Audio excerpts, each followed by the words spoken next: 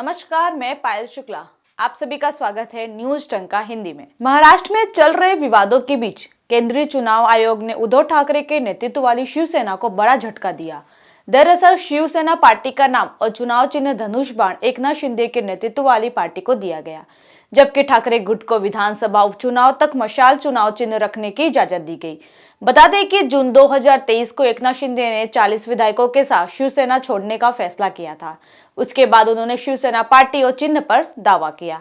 वहीं चुनाव आयोग द्वारा जारी इस फैसले के साथ ही ठाकरे और शिवसेना के बीच पिछले 6 दशकों से संबंध अब समाप्त हो गया है। फैसला आने के बाद एकनाथ शिंदे ने इसे पार्टी के पदाधिकारियों और नेताओं की जीत बताया। फैसले में चुनाव आयोग ने रिप्रेजेंटेशन ऑफ पीपल एक्ट 1951 और 1994 में हुए जनता दल डिस्प्यूट का भी जिक्र किया है। आइए जानते हैं इसके बारे में। दरअसल राजनीतिक दलों का पंजीकरण लोक प्रतिनिधित्व अधिनियम 1951 की धारा 29 क के प्रावधानों के तहत होता है। इस धारा के तहत पंजीकरण करने वाले दल को गठन की तारीख के 30 दिन के अंदर आयोग में आवेदन करना होता है। यह निर्वाचन आयोग के दिशा निर्देशों के तहत होता है। 2 राष्ट्रीय दैनिक और 2 स्थानीय दैनिक में दल का प्रस्तावित नाम प्रकाशित करना होता है, ताकि 30 दिन के अंदर यदि कोई आपत्ति करना चाहे तो कर दे। बता दें कि साल 1988 को वीपी सिंह की अगुवाई में जनता दल की बुनियाद पड़ी थी। उस समय जनता पार्टी, जन मोर्चा और लोक दल का जनता दल में विलय हुआ था। हालांकि बाद में जनता दल से अलग होकर चंद्रशेखर और मुलायम यादव ने समाजवादी पार्टी का गठन कर लिया। तो वहीं 1992 में चौधरी अजीत सिंह ने राष्ट्रीय लोकदल नामक पार्टी बनाई थी। वहीं साल 1994 में जॉर्ज फर्नांडीज और नीतीश कुमार ने जनता दल से अलग होकर समता पार्टी की बुनियाद रखी थी। उस समय में दल पर अधिकार और चुनाव चिन्ह को लेकर मामला चुनाव आयोग में पहुंच गया था। दरअसल उस समय जॉर्ज फर्नांडिस और नीतीश कुमार ने जनता दल पर अपना दावा जताया था। हालांकि चुनाव आयोग की तरफ से उन्हें निराशा हाथ लगी और दोनों नेताओं ने मिलकर समता पार्टी का गठन कर लिया था। जो लोग शिवसेना नाम और पार्टी का चुनाव चिन्ह धनुष बाद मुख्यमंत्री एकनाथ शिंदे के नेतृत्व वाली शिवसेना को देने के निर्वाचन आयोग के फैसले पर हैरान हो रहे हैं, उन्हें शिवसेना के इतिहास पर नजर डालनी चाहिए। बता दें कि निर्वाचन आयोग ने सबसे पहले 1985 के बीएमसी चुनाव में शिवसेना को धनुष बाण चुनाव चिन्ह आवंटित किया था।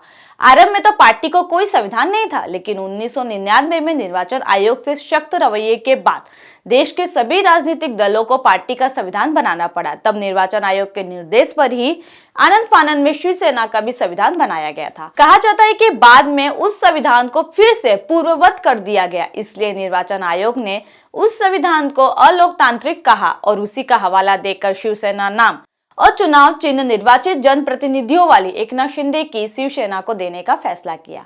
बता दें कि चुनाव आयोग ने चुनाव चिन्ह आदेश 1968 में पारित किया था। पार्टी में विवाद की स्थिति पर इसी आधार पर आवंटन होता है।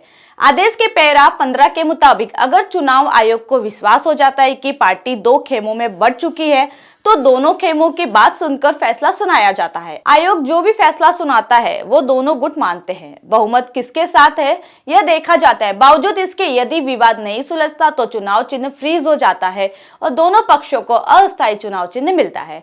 हालांकि 30 जून 2022 को महाराष्ट्र के मुख्यमंत्री की कुर्सी गंवाने के बाद ही उद्धव ठाकरे ने शिवसेना को बचाने की कोशिश तेज कर दी थी। कुर्सी छोड़ने के अगले 10 दिनों में उन्होंने मध्य मुंबई में दादर स्थित पार्टी मुख्यालय शिवसेना भवन का 4 बार दौरा किया। हर दूसरे दिन वह पार्टी पदाधिकारियों और निर्वाचित प्रतिनिधियों को संबोधित करते रहे। उद्धव यह सब इसलिए कर रहे थे क्योंकि उनके अपने पैरों के नीचे जो भी जमीन बची थी उसे बचाए जाने की कोशिश थी, विशेष रूप से इस बात की कि उनकी पार्टी पूरी तरह से उनका तख्ता पलटकर मुख्यमंत्री की कुर्सी पर काबिज होने वाले एकनाथ शिंदे के हाथों में न चली जाए। लेकिन उद्धव शिवसेना बचा नहीं सके। बहरहाल बाल ठाकरे के बाद शिवसेना की कमान संभालने वाले उद्धव ठाकरे भी शिवसेना को अपने पिता की तरह ही चलाना चाहते थे, लेकिन नियति को शायद यह मंजूर नहीं था। शिवसेना की कमान संभालने के बाद उद्धव ऐसे फैसले लेते रहे जिसे शिवसेना का जनाधार खिसकता रहा। अब शिवसेना के सामने अस्तित्व का संकट है, क्योंकि शिवसेना का नाम और पार्टी का चुनाव चिन्ह धनुष बाण एकनाथ शिंदे को मिल चुका है। एक तरफ से वो शिवसेना सुप्रीमो बन गए हैं। अब उद्धव के समर्थक भी कहने लगे हैं कि अपने फैसलों के चलते ठाकरे परिवार बाल ठाकरे की विरासत को संभाल नहीं पाए। चुनाव आयोग द्वारा शिवसेना पार्टी का नाम और चुनाव चिन्ह एकनाथ शिंदे के नेतृत्व वाली पार्टी को दिया गया।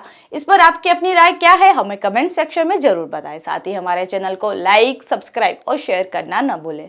फिलहाल के लिए इतना ही। जल्दी एक नई जानकारी के साथ पुनः उपस्थित होंगी, तब तक के लिए मुझे दीजिए इजाजत। धन्यवाद।